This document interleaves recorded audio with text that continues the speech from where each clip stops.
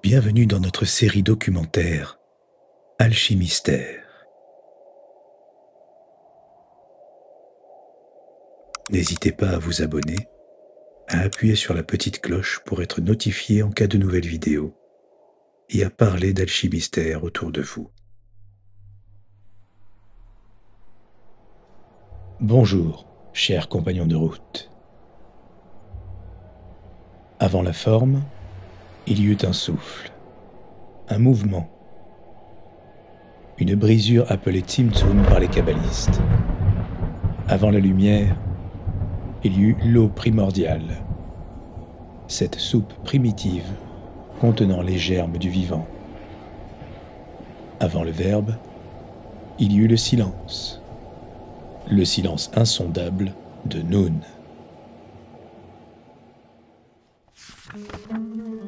Nun est la 14e lettre de l'alphabet hébraïque, lettre de l'ombre, de l'abîme, de la matérialisation. Elle se dresse comme une arche entre les mondes. Un écho venu d'un temps où les mots n'étaient pas encore séparés du souffle, où la création reposait dans les profondeurs liquides du chaos primordial.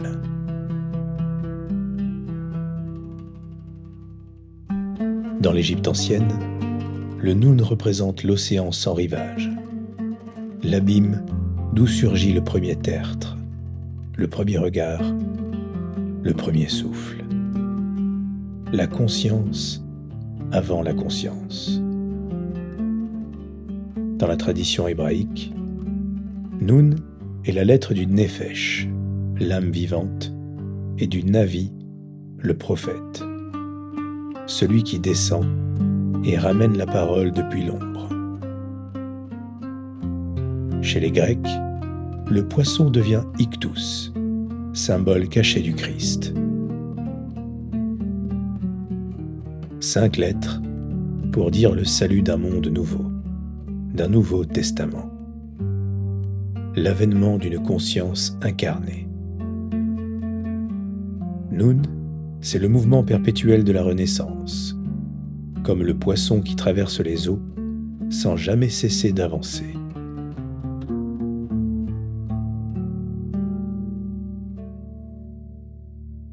L'âme, elle aussi, nage dans le courant invisible de la tradition. Et à chaque immersion, elle renaît, plus pure, plus libre, plus consciente.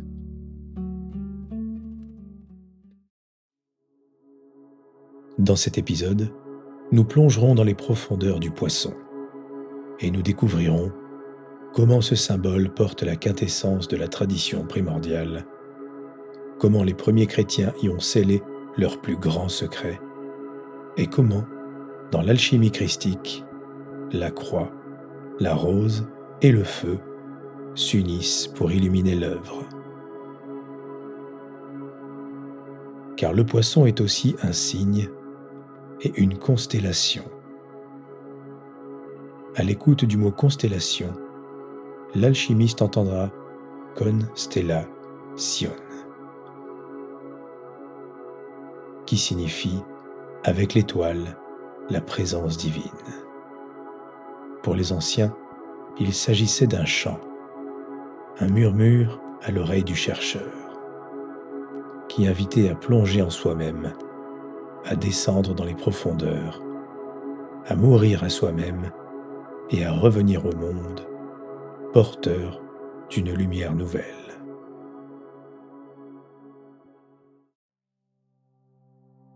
Dans les cosmogonies de l'Égypte ancienne, le Nun désigne les eaux primordiales. Une matrice vaste, obscure et sans contour. Un océan d'avant l'existence du temps. Ces eaux sont liquides et pourtant immobiles, mouvantes et pourtant éternelles, sans forme et pourtant fécondes de toutes les formes possibles. Les eaux du Nun primordial ne sont ni le vide, ni l'absence, mais la plénitude invisible. Un lieu d'attente sacré où tout dort, où tout germe est déjà là. Ré, Ptah, Thoth, Isis, les principaux dieux s'y tiennent en silence. Les étoiles y scintillent, non encore allumées. Les métaux y vibrent, encore inséparables de l'eau-mer. L'eau-mer, qui pour l'alchimiste n'est pas sans rappeler une certaine Odyssée. Le Noun n'est pas seulement un lieu cosmique, c'est un état d'être, un niveau vibratoire, une nappe de réalité suspendue où tout ce qui doit advenir attend d'être appelé.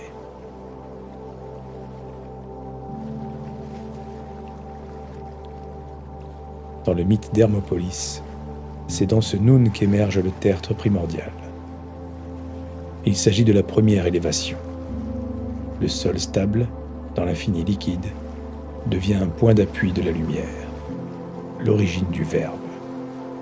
Ce surgissement n'est pas un récit mythique, c'est un archétype rituel. Chaque purification, chaque bain sacré, chaque initiation rejoue ce moment du baptême de l'alchimiste.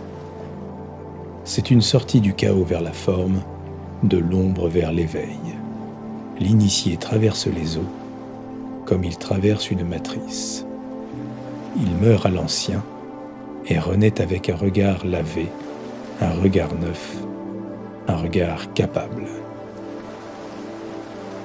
Dans ces eaux silencieuses, entre les reflets de l'origine, un poisson glisse, sans bruit, sans but apparent, mais porteur d'un secret.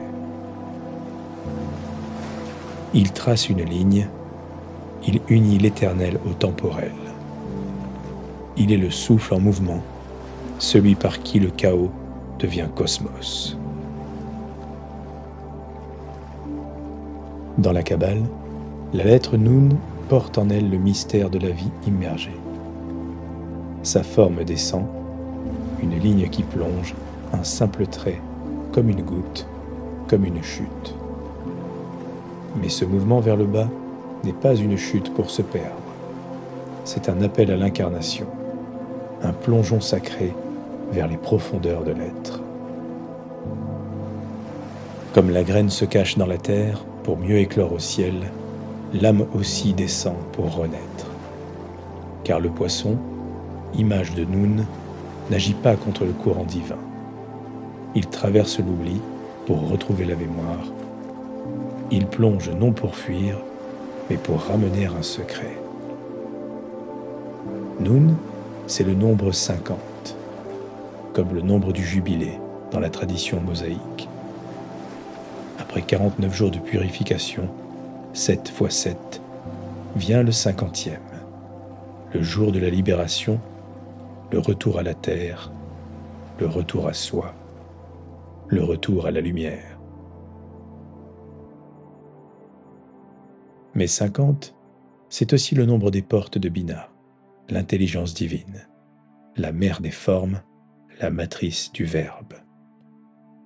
Le Zohar raconte que Moïse, le prophète, franchit 49 de ces portes, mais qu'une seule, la dernière, lui fut refusée, la 50e. Cette porte est celle qui ne s'ouvre qu'au cœur transfiguré, celle qui mène au mystère ultime, au secret de la renaissance. Et cette porte-là, c'est justement le poisson qui la garde, non pour l'interdire, mais pour la préserver. Elle ne s'ouvre que dans le silence, que dans la conscience, que lorsque le chercheur devient humble et brûle d'un feu juste. Les alchimistes le savent, dans le silence de l'oratoire, dans l'ombre du laboratoire, ils cherchent cette porte, non pour la posséder, mais pour lui permettre de naître.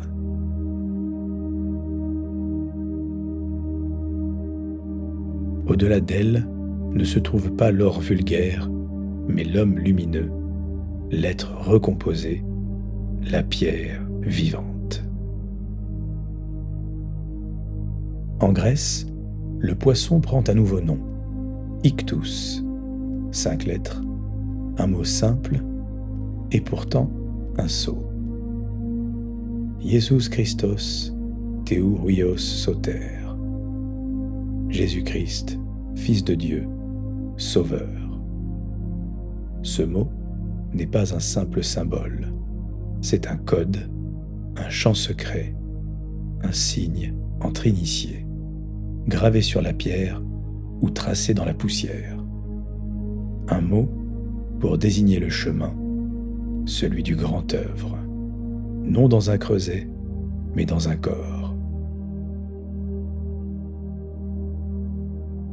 Toutefois, le Christ n'est pas vu ici comme un dogme, mais comme le philosophe suprême, le grand médiateur, celui qui incarne l'alchimie du monde.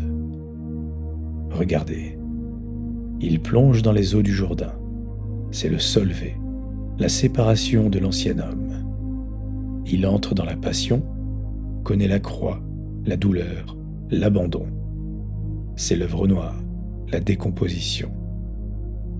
Il est déposé dans la tombe. La matière se tait, la chair se défait. C'est la putréfaction. Puis, au matin du 3e jour, la lumière revient. Il se lève.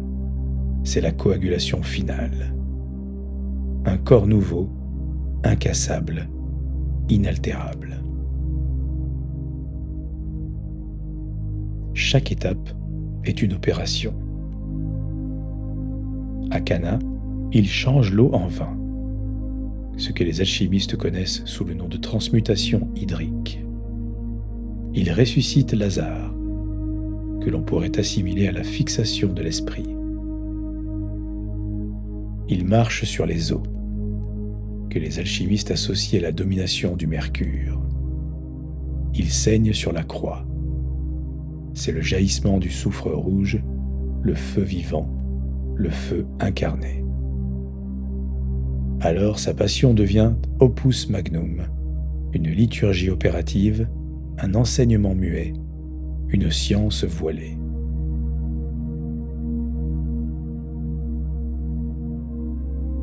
Quant à la croix, ce n'est plus un instrument de supplice, c'est un creuset cosmique, là où le haut rencontre le bas, là où la matière se consume, pour laisser apparaître l'homme nouveau. Et au centre de cette croix fleurit une rose. Rouge, vibrante. C'est le soufre purifié. Fruit du poisson crucifié, la rose-croix n'est pas un ordre. C'est un état d'être. C'est un état de conscience. L'état de conscience de celui qui a franchi la porte. La rose-croix n'est pas une invention du Moyen-Âge, ni une secte, ni une légende. Elle est le fruit mûr d'une lignée invisible, un héritage tissé par des mains silencieuses depuis l'Égypte ancienne, la Grèce des mystères et la terre d'Israël. Sous son apparence chrétienne, se cache en réalité la tradition primordiale, réécrite, retransmise sous d'autres formes, à travers les âges.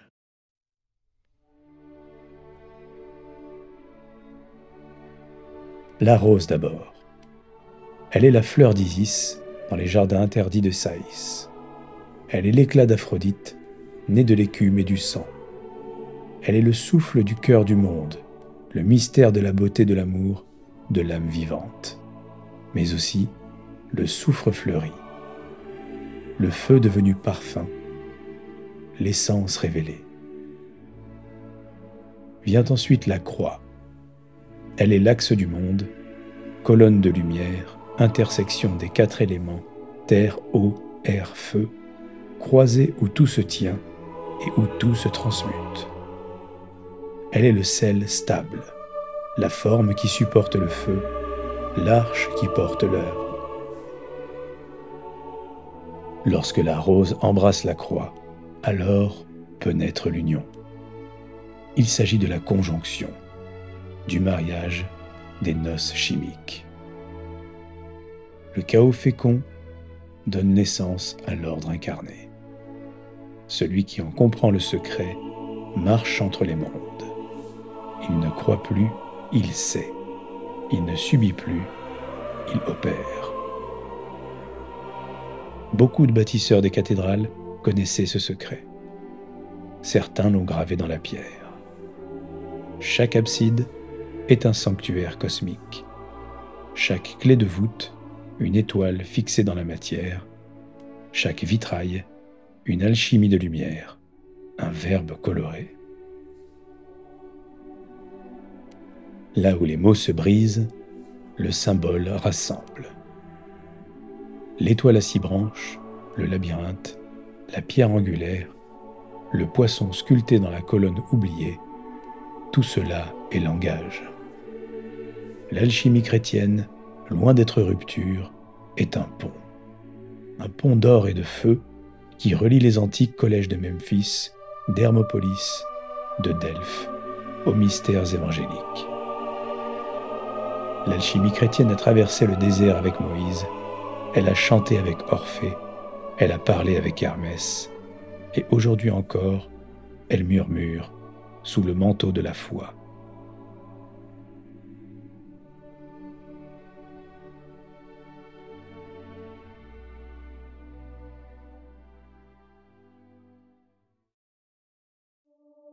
En conclusion, il nous appartient de devenir nous-mêmes le poisson.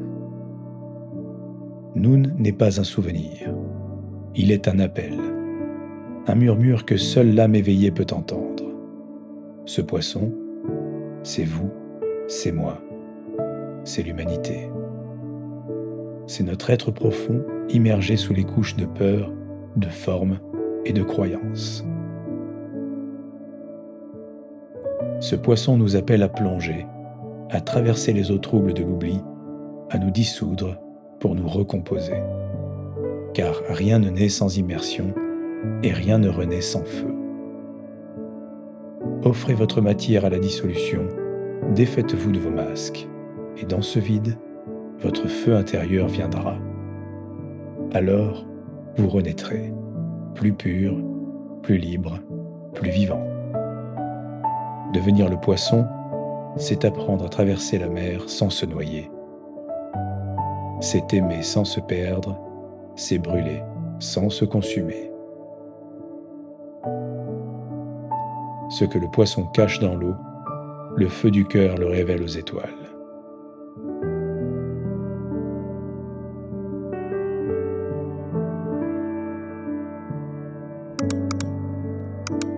Nous vous donnons rendez-vous au prochain épisode. D'ici là, l'aventure continue sur notre site www.alchimistère.com. Vous pourrez y trouver de nombreux apprentissages, différentes sections pour progresser à votre rythme et selon votre niveau. Tout d'abord, une section premier passage avec des quiz, des énigmes et des cours qui vous permettront de progresser et de franchir les différents grades. Ensuite, un assistant virtuel unique au monde, basé sur une intelligence artificielle spécialement entraînée par notre alchimiste moderne Amalthéus, pour vous aider dans votre quête et répondre à toutes vos questions.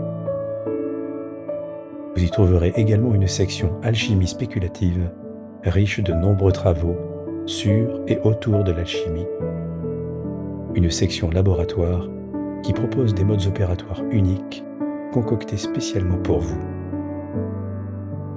Enfin, une bibliothèque alchimique qui regroupe l'essentiel des ouvrages de référence qui vous permettront de commencer ou de lire et de relire pour pouvoir ensuite prier, travailler et trouver la pierre cachée. Merci pour votre fidélité et bon chemin à tous.